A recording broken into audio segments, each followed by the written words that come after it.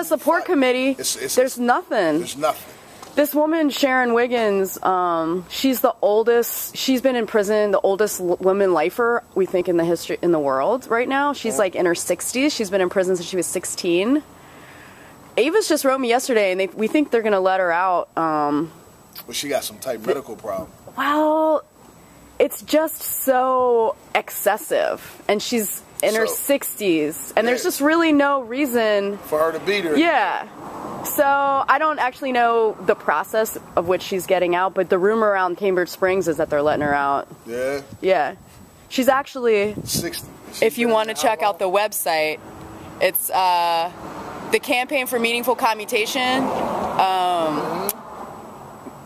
commutationnow.blogspot.com, and it has Sharon Wiggins' picture on there. Peachy, her name's Peachy, but like all the women would know her.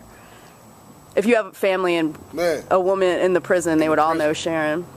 My thing is, man, for all of y'all that got people that's locked up, write your family. Yo. Yeah.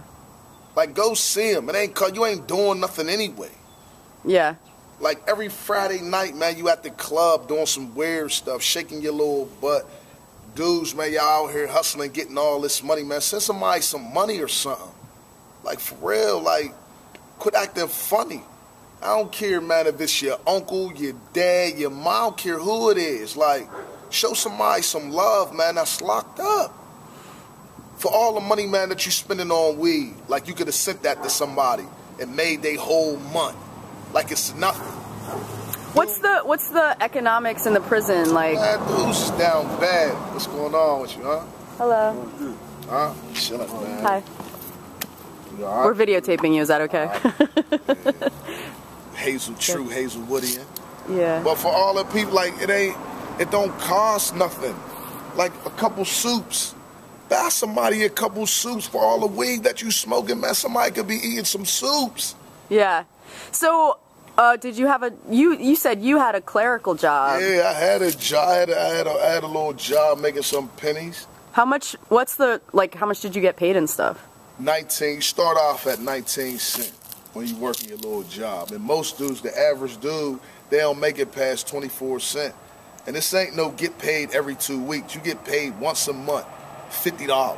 Yeah. That's like a full-time job or a part-time job? Full-time. You work 6 hours, 7 hours or whatever. You know what I mean? That's all you get, 42 cents. Some people get 42 cents, depending on the position that you get. You know what I mean? You know, I actually heard about in Germany, they pay their people who are incarcerated like a pretty, it's probably like the lower side of a minimum wage or something. Oh, yeah. But then they save it for them. Yeah, like for they when can't. they get out. Yeah. So then when they get out, they have money to get an apartment and stuff. Yeah. I was like, that makes sense. Yeah, but the thing about the way that they plan this prison complex now, I'm not gonna say, man, that it's all about getting rich, because I don't really understand. I don't really understand that. Like how they getting rich off of it. But somehow, some way, they're getting money. Oh, the prison system? Yeah. Oh yeah. Like they got the whole Keefe thing. Oh yeah, the Keefe. ones that sell all the products, soups and lotion, everything. That's the store. That's the store. Yeah, the commissary. Like they're getting money. We actually had I used to work with prisoners in Virginia, and we had like a campaign. They used to boycott Keefe's commissary because it's a private. It sounds weird, but the prison stores used to be local. Yeah. They were like locally run prison stores, and then they got corporatized by Keefe Commissary. Yeah. But what they've been trying to do for a long time is do that in Pennsylvania. Trying to get people to privatize. Right, they want to privatize it, but what the inmates have been trying to do is try to organize and get people to come together so they could stop, so Keefe could just stop doing whatever they want to do. The prices is ridiculous. Yeah. But I'm telling y'all, the people who got family that's locked up, soups cost 25 cents.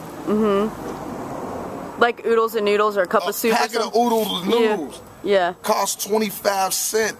Send your peoples, man, $20 or something so they can get some soups, man. Real.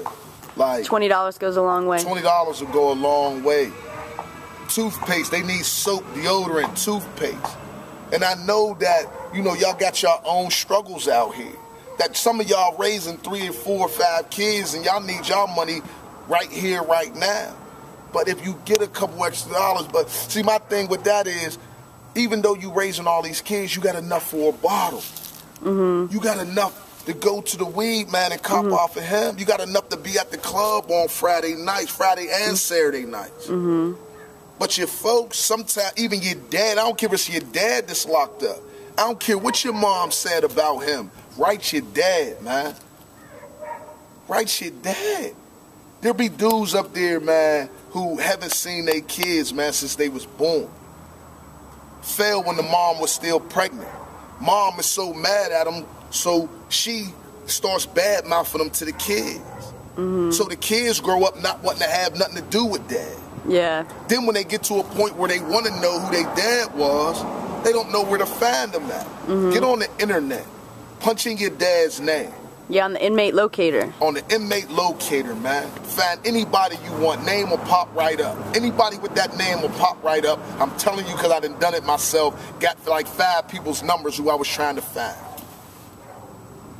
It's about family. It's about support. I don't care what they did, man. I don't care, man. I don't care what the situation is. People be making all these different type of excuses as to why they won't support their family. And also, too, it's like people change. People change. And I met so many dudes. I met so many people. So many people, man, with deep, deep regrets about the choices they made. And just want another chance to do it over. They spend so much time in there grabbing young kids up, trying to mentor or raise them up as if they're their children, trying to pour it into them because they can't get to their biological children. yeah, It goes that makes down sense. like that. So it's like, you know, maybe. I can't get to my own. Yeah. I'm gonna give it to somebody. Yeah. You understand what I'm saying? Hey, have you because you were incarcerated for such a long period of time. Something that I talk to with my friends who are locked up is like they talk a lot about the changes that they've seen in the young people coming in the prisons. Have you noticed any changes with the guys coming in? It's from when I first went in there, it was a different breed of guys. You could basically say the guys that I went in with had a more militant, no nonsense policy. Dudes that be going in there now. Hello? Nothing, Mom. I'm shooting this video right now. Hi, Vanessa.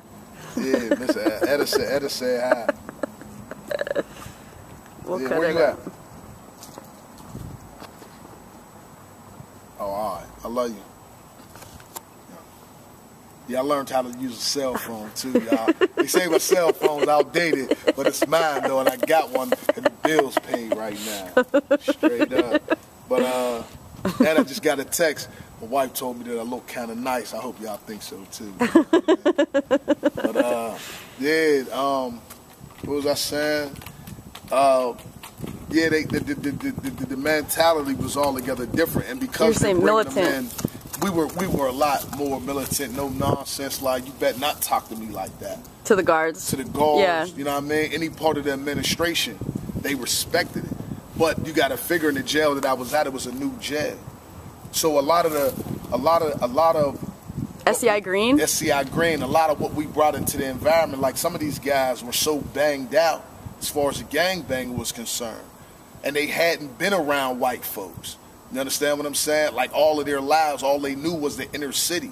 So here it is, you got these white males who from the country, literally, Who have not had experience with the inner city black kids, men. with Yeah. black men. So there's an automatic clash. Yeah, it's like the first time these communities are coming together is in a totally We gotta find a happy imbalance of power. You understand what I'm saying? Like, some of them Yeah.